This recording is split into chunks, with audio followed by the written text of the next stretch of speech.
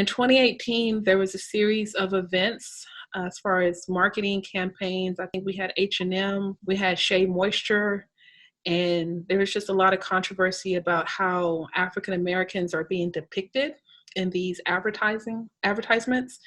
And then every year I will look forward to Ad Week listing their top 100 marketers and brand strategists or whatever, technology, all that stuff. And there was no Black people on that list. The obvious place to start is, okay, well, there's clearly not enough, the people at the table creating and approving these ads are not from diverse enough backgrounds. But what else? Like, what tips or rules would you give to a company to avoid that kind of mistake? One thing I've been focusing on now is like, if you, especially with all of the social brand statements that happened in June, and my stance is if you included us earlier, you wouldn't be in this mess today.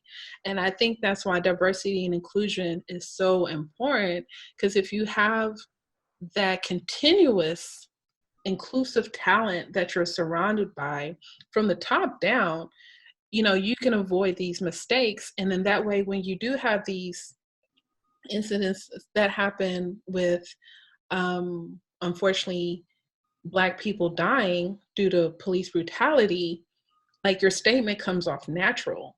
So my thing is just continuously practice diversity and inclusion and have that on all of your messaging, all of your marketing material, internal and external.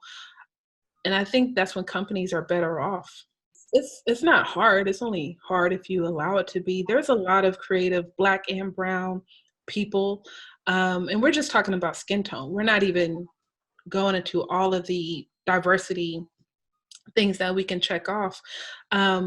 There's creatives, you know, that are available, whether they're employee or they have their own business. I think the question is, where are you going to find this talent? And one thing that is always talked about, and obviously I'm a Black woman, so I'm going to speak from my Black woman experiences, is access to information, right? And I think two people have to do the work. So this Black person has to do the work as far as looking for information. And then we also have to have these white men in tech spaces looking to find Black employees, Black creatives, Black agencies that they can collaborate with.